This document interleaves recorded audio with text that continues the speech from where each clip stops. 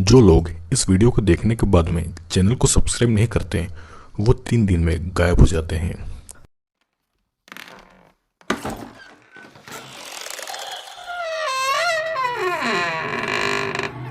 दोस्तों, आज मैं एक ऐसी मूवी एक्सप्लेन करने जा रहा हूँ जिसमें कुछ लोग एक ऐसी कंडीशन में फंस जाते हैं जहाँ पर इंसान खुद को बचाने के लिए एक दूसरे को खाने के लिए भी राजी हो जाते हैं। तो आइए देखते हैं मूवी में आगे।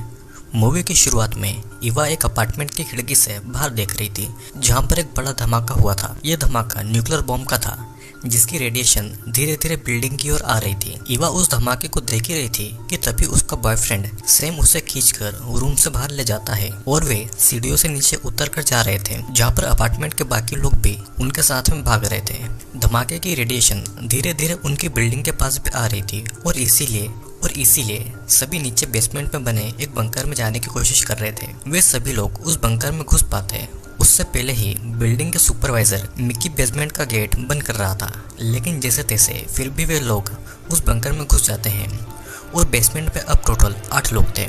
यहाँ पर मिकी सभी को ये बोलता है क्योंकि वो बिल्डिंग का सुपरवाइजर है तो सभी को उसकी बातें माननी होगी। वो बताता है कि वो बहुत सालों से इस बिल्डिंग के इस एरिया में रहा करता है और इसीलिए उन सभी को यहाँ पर उसी की बातें मानना होगी। वो ये भी कहता है कि कोई भी किसी भी तरह का दरवाजा या खिड़की नहीं खोलेगा क्योंकि उससे रेडिएशन अंदर आ जाएगी और इसीलिए सभी खिड़कियों दरवाजों को टेप से पैक कर दिया जाता है। यहाँ पर मार्लिन की छोटी बेटी वेंडी मिकी से कहती है कि वो यहाँ से जाना चाहती है तो मिकी इस बेचारी बच्ची को ये धमका देता है कि अगर वो बाहर गई तो उसका चेहरा पिघल जाएगा और उसके बाल पूरी तरह से झड़ जाएंगे। फिर इधर एक आदमी डेल्विन मिकी से पूछता है कि उसका आगे का क्या प्लान है, जिस पर मिकी का कहना था कि वो तो सभी को बाहर जलता हुआ छोड़कर खुद अंदर रहने वाला था। डेल्विन के पास में रेडियो फोन था और वो हेल्प के लिए किसी को कांटेक्ट करता है, लेकिन उधर से कोई भी रिस्पॉन्स नहीं मिल रहा था। इवा ये भी नोटिस करती है कि बेसमेंट में एक लॉक्ड रूम है और मिकी से उसके बारे में पूछती है। मिकी का कहना था कि ये उसका प्राइवेट रूम है और सभी उसके उस रूम से दूर रहे। अब फिर बहुत देर तक अंदर रहने के बाद में जॉश और उसके एक फ्रेंड बॉबी का सब्र टूट गया था और वो बाहर जाना चाहते थे, लेकिन मिकी एक कुल्हाड़ी लेकर आता है और उसे डराकर उन्हें बाहर जाने से रोकता है और वो बताता है कि उन्हें पता होना चाहिए कि जब अमेरिका ने जापान पर बॉम्ब गिराया था तो जापान के लोगों का क्या हाल हुआ था। वो कहता है कि जो लोग ब्लास्ट में मर गए थे वो बहुत ही किस्मत वाले थे और जो बचकर रेडिएशन की चपेट में आ गए थे उनका बहुत बुरा हाल हुआ था। उनके शरीर में कैंसर और कई बीमारियां हो गई थी। अब फिर जैसे तैसे कुछ दिन बीत जाते हैं और जोश पैक्ड बीन खाकर बोर हो गया था, जिस पर मिकी उसे याद दिलाता है कि उसी की बदौलत ये सब यहाँ पर कुछ खा पी रहे हैं। फिर सैम भी मिकी के इस बिहेवियर से बड़ा नाराज था। वो मिकी को उल्टा सीधा बोलता है और मिकी उसे एक पंच देकर चुपचाप करवा देता है। फिर इवा और बाकी के लोग उसे चुप रहने को कहते हैं और फिर सडनली उन्हें ऊपर से कुछ आवाजें भी आती है। उन्हें लग रहा था कि शायद ऊपर कोई रेस्क्यू टीम आई है, लेकिन मिकी को कुछ अजीब लग रहा था। वो सभी को चुप रहकर लाइट्स को ऑफ करने को कहता है। फिर कुछ देर के बाद दरवाजे के उस पार वाले लोग उस दरवाजे को काट रहे थे। फिर गेट के पूरी तरह से कटने के बाद में कुछ सोल्जर्स गैस मास्क लगाकर अंदर आते हैं। उनमें से एक सोल्जर मर्लिन की छोटी बेटी वेंडी को पकड़कर आइसोलेशन बैग में डाल देता है और वो सभी उस बच्ची को ले जा रहे थे। जब मर्लिन उसे रोक रही थी तो वो उसे धक्का दे देते हैं और बॉबी उन्हें रोकने के लिए उन पर टेबल फेंकता है ताकि उससे उनका ध्यान भटके और वे सभी बाहर जा सके। लेकिन वो सोल्जर जोश के ब्रदर एड्रियन के शोल्डर पर अपने गन से गोली मार देता है, जिससे कि एड्रियन घायल हो गया था। सोल्जर फिर ये भी देखते हैं कि इवा बाथरूम में छुप रही है और इतने में पीछे से डेल्विन उस सोल्जर को रॉड से मार देता है।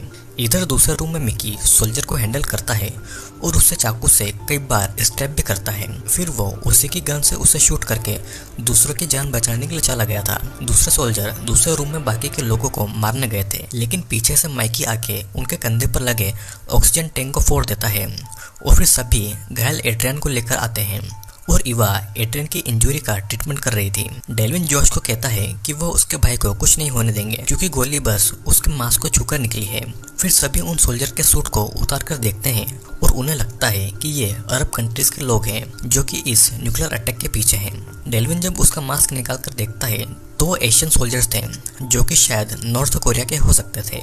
मर्लिन फिर दरवाजे पर लगी टेप्स को हटा रही थी ताकि वो बाहर निकलकर अपनी बेटी वेंडी को ढूंढ सके, और उसे रोकने के लिए सभी आदमी उसे पकड़कर स्टोरेज रूम में डाल देते हैं, क्योंकि अगर वो डोर खोलती तो रेडिएशन अंदर आ जाती। डेल्विन को रेडियो पर सोल्जर की आवाज़ें सुनाई दी थी और वो इंग्लिश लग रही थी, और वो माइकी की जेब में एक हॉटडॉग का सॉसेज देखता है जो कि मिकी चोरी छुप कर खा रहा था, और मिकी जवाब में कहता है कि ये जगह उसकी है और जो चाहे यहाँ पर कर सकता है।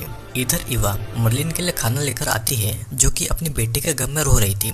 फिर ग्रुप ये डिसाइड करता है कि वो सोल्जर के बायोसूट पहनकर बाहर जाएंगे और देखेंगे कि आखिर बाहर चल क्या रहा है।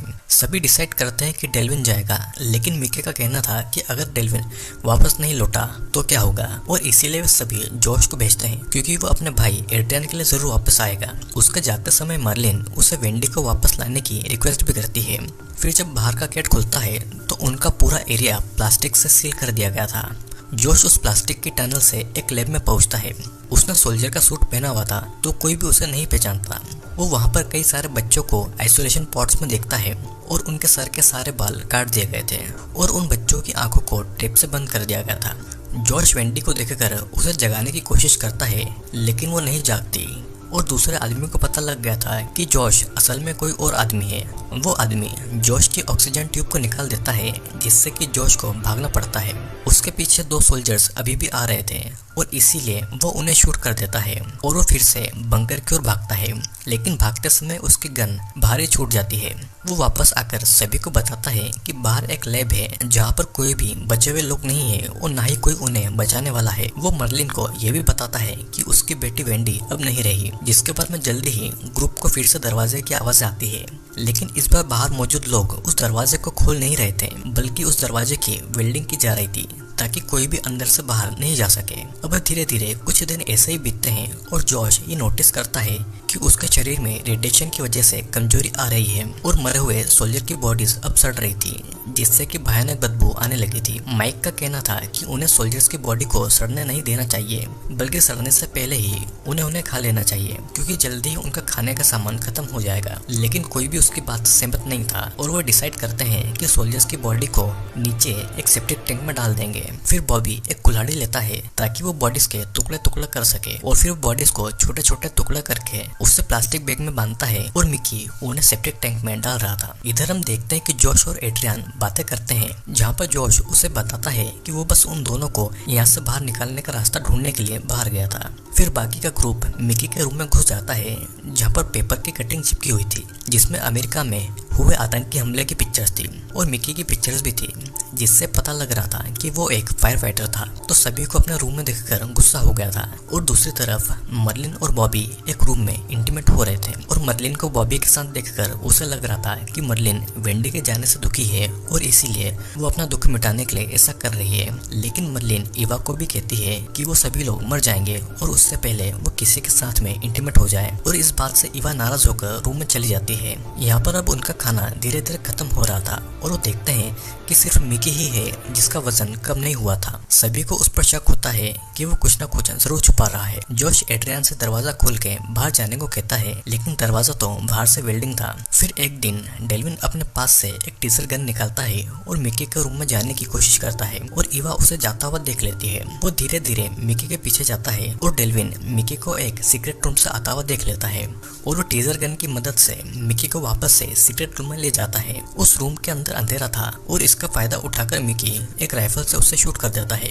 इवा देखकर वहां से भागती है और बाकी को इसके बारे में बताती है और उन्हें मिकी ये कहता है कि उसने बस अपना सेल्फ डिफेंस करने के लिए डेल्विन को मारा है। पूरे ग्रुप को मिकी पर विश्वास नहीं था और वो सभी मिकी को पकड़कर बांध देते हैं, लेकिन वो उस हिडन रूम का दरवाजा नहीं तोड़ पाते। जोश को बहुत गुस्सा आ रहा था और वो इवा से राइफल मांगता है ताकि वो मिकी को मार सके, लेकिन इवा उस राइफल को सेप्टिक टैंक में फेंक देती है क्योंकि वो नहीं चाहती थी कि कोई भी यहाँ पर आपस में खून खराबा करे। लेकिन बॉबी और जोश मिकी को बहुत पीटते हैं ताकि वो उस दरवाजे का लॉक का पासवर्ड उन्हें बता सके। फिर जोश मिकी की एक उंगली को काट देता है और बाकी के लोग इस खौफनाक नज़ारे को देख रहे थे। फिर जोश अब उसका अंगूठा काटने वाला था और डर के मारे मिकी उन्हें कॉम्बिनेशन बता देता है और जैसे ही वो सीक्रेट रूम का दरवाजा खुलता है तो अंदर बहुत सारा खाना और पानी था जो कि बंकर में बहुत टाइम से स्टोर किया हुआ था, जिससे कि सभी अपना पेट भरते हैं। जोश मर्लिन की इंसल्ट करता करते हुए कहता है कि उसे अपनी नाइटी के ऊपर कुछ डाल लेना चाहिए क्योंकि वो उसका खाना नहीं खा पा रहा है। और फिर सैम उसका जैकेट मर्लिन को दे देता है और जॉश और बॉबी उसका मजाक उड़ाते हैं कि उसे मर्लिन के साथ में इंटीमेट हो जाना चाहिए क्योंकि जब से वो इस बंकर में है तब से सैम ने इवा के साथ में कुछ भी नहीं किया है। जिसके बाद में जॉश मर्लिन की और इंसल्ट करता है और फिर इवा इसीलिए उसका डिफेंस करती है, लेकिन मर्लिन को ये नहीं पसंद था और इवा वहां से निकलकर दरवाजे के पास जाकर उसे खोलने की कोशिश करती है। फिर सैम उसके पीछे पीछे आता है और उसके साथ इंटीमेट होने की कोशिश करता है, लेकिन इवा उसे दूर कर देती है। यहाँ पर काफी दिनों से बंद होने पर जॉश और बॉबी मर्लिन का फायदा उठाकर खुद को खुश कर रहे थे और एक दिन इवा खुद अपनी आंखों से उन्हें मर्लिन के साथ बदतमीजी करता हुआ देख लेती है। वो देखती है कि जॉश और बॉबी मर्लिन के गर्दन को बेल्ट से दबा रहे हैं। फिर एक दिन मर्लिन खुद इवा के सामने आकर रोती है और इवा उसे उनके साथ रहने के लिए कहती है, लेकिन जॉश और बॉबी जल्दी वहां पर आ जाते हैं और उसे पकड़ कर ले जाते हैं। फिर एक दिन बॉबी इवा और सैम को मिका का ध्यान रखने को कहता है। फिर वे इवा को उसके रूम में भी बुलाते हैं। इवा वहां पर जाती है और जॉश उससे कहता है कि वो उसे खाना और पानी देंगे, लेकिन इवा को उसके बदले में कुछ और देना होगा। लेकिन ये बात जॉश के भाई एड्रियन को पसंद नहीं थी। इवा जब मिकी को खाना खिला रही थी तो मिकी उससे एक और गन के बारे में बताता है जो कि उसने रूम में छुपा कर रखी हुई थी। इवा सैम को गन लाने को कहती है, पर सैम को मिकी पर विश्वास नहीं था और सैम भी जॉश और बॉबी को ज्वाइन कर लेता है। इवा सैम से बातें करने के लिए उनके रूम में जाती है और जॉश उससे उनके साथ ट्रूथ और डेयर खेलने को बोलता है। इवा ट्रूथ चूज करती है और जॉश उससे क्वेश्चन करता है कि क्या वो सच में सैम से प्यार करती है, जिस पर इवा हाँ कहती है। फिर वो जॉश से पूछती है कि क्या उसे मिकी को टॉर्चर करने में मजा आया, जिस पर वो कहता है कि वो मिकी को टॉर्चर तो नहीं करना चाहता था, लेकिन ऐसा करना जरूरी था। फिर जॉश सैम को डेयर देता है कि वो डेल्विन की डेड बॉडी को टुकड़ों में काटे और बॉबी सैम को कुल्हाड़ी पकड़ा देता है। फिर सैम बाथरूम में जाकर उसे काटने की कोशिश करता है, लेकिन वो ऐसा नहीं कर पाता। फिर जॉश इवा से ऐसा करने को कहते हैं और अगर उसने ऐसा नहीं किया तो वो दोनों मिलकर सैम का हाथ काट देंगे और इसीलिए इवा डेल्विन के टुकड़े कर देती है। जॉश की हालत धीरे धीरे और खराब हो रही थी और इसीलिए वो खुद के बाल शेव कर लेता है। वो बॉबी को भी गंजा कर देता है और कहता है कि दोनों अब भाई लग रहे हैं। यहाँ पर इवा जब मिकी से उस दूसरे गन के बारे में पूछती है तो बताता है कि वो गन एक रेड कॉफी के कैन में है। मिकी का ये भी कहना था कि इस बंकर से निकलने का एक और दूसरा रास्ता भी है जो कि उस सेप्टिक टैंक में था, लेकिन वहां से निकलने के लिए उसे ह्यूमन के वेस्ट मटेरियल से निकलना होगा। इवा फिर जॉश के रूम में जाती है जहां पर वो रेड कैन को देख लेती है, लेकिन जॉश और बॉबी दोनों इवा के साथ गंदी हरकतें करने लग गए थे। इवा उनसे दूर जाने की कोशिश करती है और देखती है कि दोनों ने मर्लिन को मार डाला है। फिर वो उस रूम से बाहर आकर एड्रियन को बताती है कि मर्लिन के साथ उसके भाई और बॉबी ने क्या किया। अब इवा के बाल भी धीरे धीरे झड़ रहे थे और रेडिएशन से उसकी भी हालत खराब हो रही थी। वो डिसाइड करती है कि लाइट्स ऑफ करके सैम को गन लेने भेजेगी। बॉबी लाइट्स चेक करने जाता है और सैम जॉश का ध्यान भटकाता है जिससे कि इवा उसके रूम में घुस जाए, जहाँ पर इवा जॉश को सेड्यूस करके दूसरे रूम में ले जाती है। इधर सैम ऐसे प्रिटेंड कर रहा था जैसे कि वो वॉशरूम जा रहा है और बॉबी को उस पर शक हो गया था, इसीलिए वो सीक्रेट रूम में घुस रहा था, लेकिन बॉबी ने उसका लॉक चेंज कर दिया था। सैम का कहना था कि उसे जोर से भूख लगी है, लेकिन बॉबी उसे पकड़कर उसके भी सर के आधे बाल काट देता है। इधर जॉश इवा के साथ इंटीमेट होने की कोशिश कर रहा था। इवा जब उसे रोकती है तो वो उसे जोर से पंच कर देता है। फिर इधर सैम कॉफी के बॉक्स तक पहुंच गया था और जब वो उसे उठा रहा था तो उससे गलती से वो गन जमीन पर गिर जाती है। बॉबी भी उस गन को देख लेता है और उसे उठाने की कोशिश करता है, लेकिन सैम उसके सर पर मार के वो गन उठा लेता है। इधर जॉश इवा को पीट रहा था और खुद को छुड़ाने के लिए इवा एक पेंसिल उठा लेती है और उसे जॉश के सिर में घुसा देती है। वो भागने की भी कोशिश करती है, लेकिन जॉश उसे पकड़ लेता है। वो उसे मारने ही वाला था, लेकिन एड्रियन वहाँ पर आकर अपने भाई जॉश से इवा को छुड़वाता है, लेकिन जॉश एड्रियन को गिरा के फिर से इवा के पीछे चला गया था। दोनों फिर हॉल में आते हैं जहाँ पर सैम बॉबी को गन से शूट करने की धमकी दे रहा था और इवा सैम को गन एड्रियन को देने को कहती है। सैम बहुत ज्यादा परेशान हो जाता है और वो एड्रियन को ही शूट कर देता है। फिर बॉबी उससे गन छुड़ाता है और जॉश को बहुत पीटता है, जिसके बाद बॉबी गन को सैम के ऊपर पॉइंट करता है और फिर वो उसे जॉश की ओर एम कर देता है। बॉबी उसे मारता उससे पहले इवा टीन के कैन के ढक्कन से बॉबी बॉबी का गला काट देती है। फिर जॉश ईवा को गिरा के अपने मरते हुए भाई एड्रियन के पास आता है और ईवा मौका देखकर गन उठाती है और वो मिकी को खोल देती है। जॉश उन्हें मारने के लिए आ रहा था, लेकिन मिकी उसके पेट में शूट कर देता है। फिर जॉश एक लैंप लेके वहां से निकलने की कोशिश कर रहा था और मिकी उससे पूछता है कि क्या उसने जो किया वो सही था, और गिल्ट के मारे जॉश खुद को लैंप से आग लगा लेता है। मिकी और सैम आग बुझाने की कोशिश करते हैं, क्योंकि अगर आग नहीं बुझी तो सभी के सभी अंदर ही जल के मर जाएंगे, और दोनों आग बुझा रहे थे।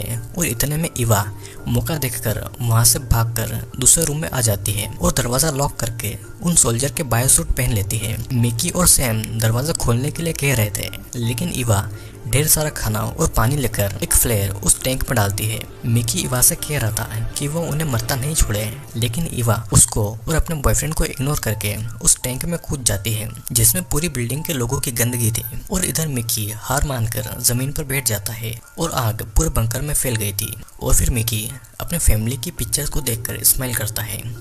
ईवा जब बाहर आती है तो देखती है कि पूरा शहर बर्बाद हो गया है। वो जहाँ तक दिखती है वहाँ तक तबाही मची हुई थी, ना कोई इंसान जिंदा था और ना ही कोई उन्हें बचाने आने वाला था। और इसी के साथ में ये मूवी यहीं पर एंड होती है। आई होप दोस्तों यू एंजॉयड द वीडियो, और अगर आपको ये वीडियो अच्छा लगा हो तो नीचे कमेंट करके मुझे ज़रूर बताना। और हाँ, अगर आपको हॉरर स्टोरीज पसंद है तो वो मैंने अपलोड कर रखी है, तो आप जाके उन हॉरर स्टोरीज को भी देख सकते हैं। तो अब हम मिलेंगे अगले वीडियो में।